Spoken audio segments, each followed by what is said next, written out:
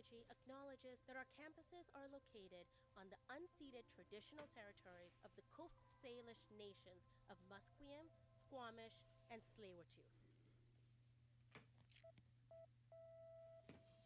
From the Broadcast Center at BCIT's Burnaby Campus, this is All Talk Radio.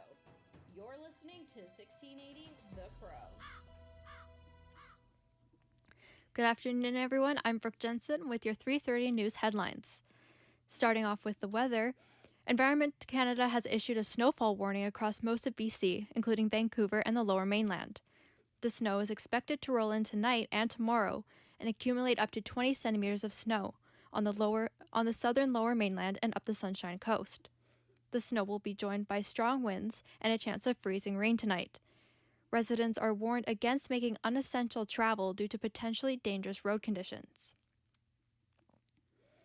Road maintenance across the province will take place this evening to prepare for the forecasted snow. Our reporter Alicia Nolasco spoke with the president of a shoveling and salting company on how they prepare for this type of weather. In recent years, the province has faced a shortage of salt during the winter. Adrian Alblas is the president of Burnaby Blacktop Ltd., who has done work shoveling and salting roads for the city, as well as commercial and industrial. Says that this year they're stacked with all the needed supplies, but the weather is usually unpredictable. So we make sure that even for every year we're ready for it, no matter what. But you can't really tell from looking at weather conditions or the weather almanac or any of that kind of stuff, because it could say one thing and then it's exactly the opposite. Alblas says that the best way to be prepared is to pre-salt, making sure there's a lot of product on the ground. Alicia Nolasco for BCIT The Crow. And we have Alicia here with us. She has talked to one of the members of the Ministry of Transportation and Infrastructure on how they prepare for today's forecast. So, Alicia, what are some precautionary measures that people should take for the snow and freezing rain? Yeah, of course. So I spoke to Janelle State, the executive director of the Ministry of Transportation and Infrastructure, and we talked about how they're hiring contractors that will be salting the streets and will be using these liquids that are meant to defrost the streets and the roads. So provincially, the ministry only takes care of the major highways, and this winter they're going to be, well, actually tonight, they're going to be taking care of the Alex Fraser Bridge, as well as the Borman, I think it's called Borman Bridge. And, yeah. Perfect. All right. Thank you, Alicia.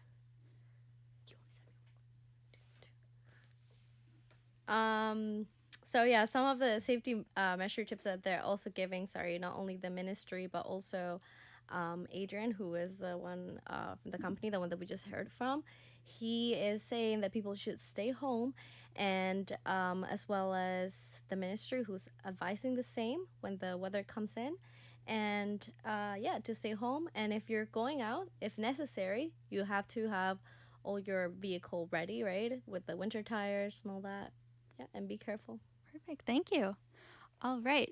So BCIT's Burnaby campus is having a larger intake of people driving and parking in student parking lots. As temperatures drop in BC, our reporter Grace McLeod is finding out if there is temporary solutions to this recent overflow. The weather forecast for Vancouver and the Lower Mainland is issuing that a snow warning is on its way. This comes right after BC was hit with a low temperature drop this past week. This occurrence is having BCIT students planning their ways to school accordingly, some opting to transit while others are driving in. The ones who are driving, however, may have to park further away from their campus building because the student parking lots are filling up quickly in the morning. No temporary solution has been put into effect just yet, but more information on that is coming soon. I'm Grace McLeod, BCIT The Crow. BC Ferry sent out a contract to a Netherlands-based shipyard group to build more hybrid electric ships. The company's president and CEO, Nicholas Jimenez, said in a statement that the new ships will increase capacity and vessel flexibility. Although the statement did not include how much BC Ferries is spending, the BC Ferries commissioner said last year in the approval that it would cost more than $50 million for the ships to be made and over $40 million for the electrification of ferry terminals. Each new ship will carry at least 47 vehicles and up to 390 passengers, as well as a crew operating exclusively in electric mode. Vancouver Police Department say that hate crimes across the city are being further fueled by the Israel-Hamas war. VPD reports that a 31% increase in hate crimes from last year, saying they investigated 265 reports in 2023, including those against South Asian, LGBTQIA+, and Jewish communities. Numbers released by the VPD shows that reports of anti-Semitism have risen by 62% in the last year. Staff Sergeant Astrid Bonter said they've investigated 50 criminal offenses connected to the Israel-Hamas war, including 33 cases of anti-Semitism and 10 cases of hate against Muslim or West Asian communities. In the days following the October 7 attacks on Israel, a man repeatedly returned to a Jewish school and made anti-Semitic comments and gestures, including a Heil Hitler salute, toward many people, including a rabbi. Because we had proactively positioned police officers near Jewish schools and community centers following the attacks, we were able to quickly identify and arrest the suspect. VPD says the protests often draw large groups from opposing views, and due to the heavy emotions involved, create unpredictability. Since the start of the war, the VPD says it's spent $2.5 million on overtime costs alone, and $4 million for the entire year. While we're all feeling the effects of the extreme cold weather here in Metro Vancouver, our furry friends may be at even greater risk during these frigid times. The Crow's Ben Bugara spoke with the BC SPCA about how we can best protect our pets. Increased use of salt and antifreeze are the norm when experiencing frigid temperatures like the ones here in the Lower Mainland. While they may benefit us humans when walking on sidewalks and driving down the roads, our furry companions are not as thankful.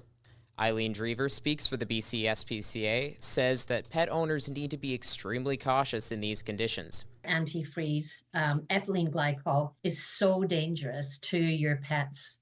A teaspoon can be fatal to cats, and a tablespoon can cause kidney damage to dogs. Drever adds owners should make sure to clean their pets' paws after walks to avoid irritation caused by road salt. Ben Bugera, BCIT's The Crow. President Joe Biden is inviting 4 of the top Congress leaders as well as other lawmakers to the White House tomorrow. The members have been struggling to reach an agreement on aid for Ukraine in their nearly 2-year war against Russia.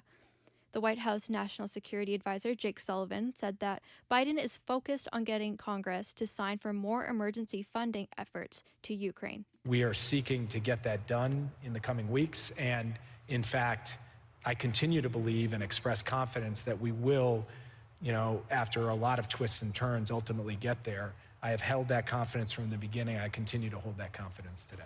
Those were your news headlines for 3:30. We will be right back with your top sports stories.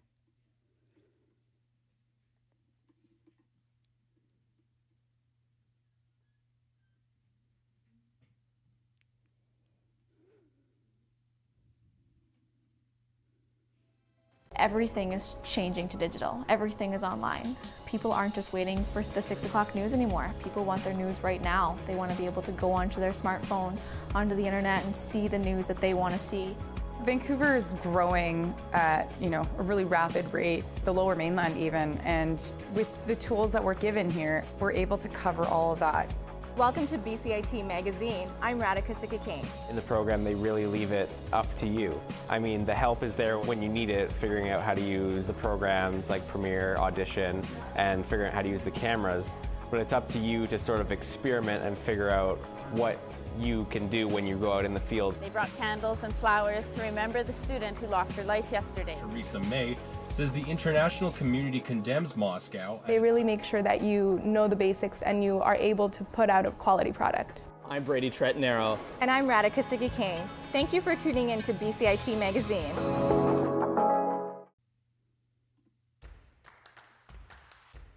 This is sports on 1680 The Crow. Welcome back to BCIT The Crow. I'm Brooke Jensen with your 3:30 sports headlines. The Canucks play the Arizona Coyotes this Thursday at 7 p.m. in Vancouver at Rogers Arena. This comes after their game against Columbus Blue Jackets yesterday, in which they lost 3-0. On their way back from Columbus last night, the charter plane carrying the team briefly got stuck on a patch of grass. The team had luckily already vacated the plane, and there are no reports of injuries from YVR workers. Goalkeeper Marc-Andre Fleury gets second place in the NHL career list with 552 wins. His teammates on the Minnesota Wild rushed to a group hug around Fleury after their victory against the New York Islanders. Fleury posted the clip of his first shutout of the season and his 74th of his career. Stick save Fleury, and that's going to do it. Move over Patrick Waugh. Marc-Andre Fleury picks up regular season victory number 552 in his illustrious career.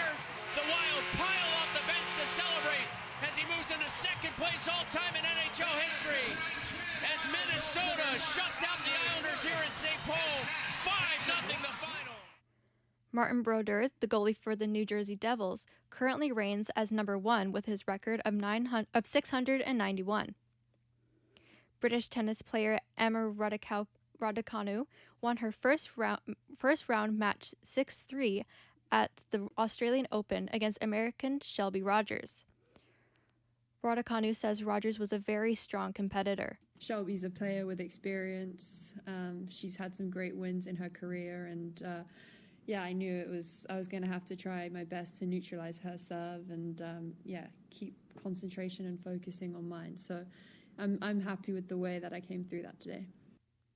Wimbledon champion Carlos Alcaraz's 7-6, 6-1, and 6-2 win over Richard Gasquet meant a record of 30 seeds advancing to the men's second round.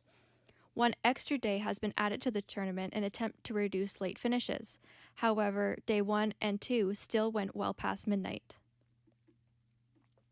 Philadelphia Eagles center Jason Kelce reportedly told his teams that he is retiring from the NFL after yesterday's game.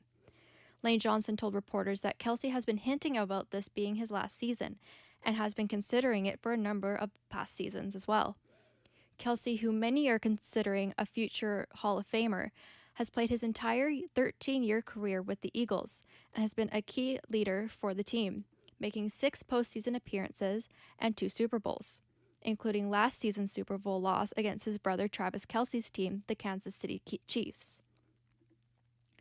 Baker Mayfield, a quarterback for Tampa Bay Buccaneers, threw for 337 yards and 3 touchdowns in the game against the Eagles, leading to a 32-9 wildcard playoff victory.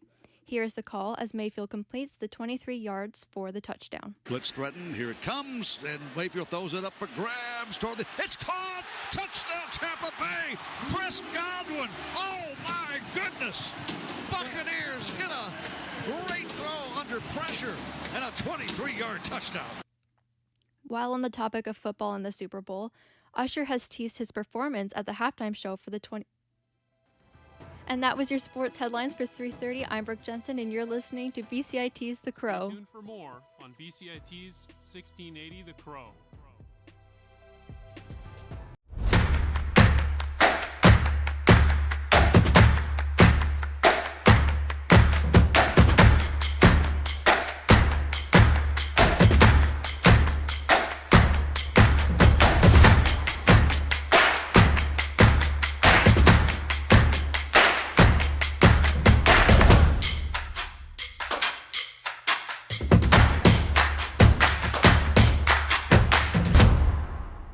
Everything is changing to digital. Everything is online. People aren't just waiting for the 6 o'clock news anymore. People want their news right now. They want to be able to go onto their smartphone, onto the internet, and see the news that they want to see. Vancouver is growing at, a really rapid rate, the Lower Mainland even, and with the tools that we're given here, we're able to cover all of that. Welcome to BCIT Magazine. I'm Radhika Sikakane. In the program, they really leave it up to you. I mean, the help is there when you need it, figuring out how to use the programs like Premiere, Audition, and figuring out how to use the cameras. But it's up to you to sort of experiment and figure out what you can do when you go out in the field. They brought candles and flowers to remember the student who lost her life yesterday. Theresa May says the international community condemns Moscow. They really make sure that you know the basics and you are able to put out a quality product. I'm Brady Tretanero. And I'm Radhika Sikakane. Thank you for tuning in to BCIT Magazine.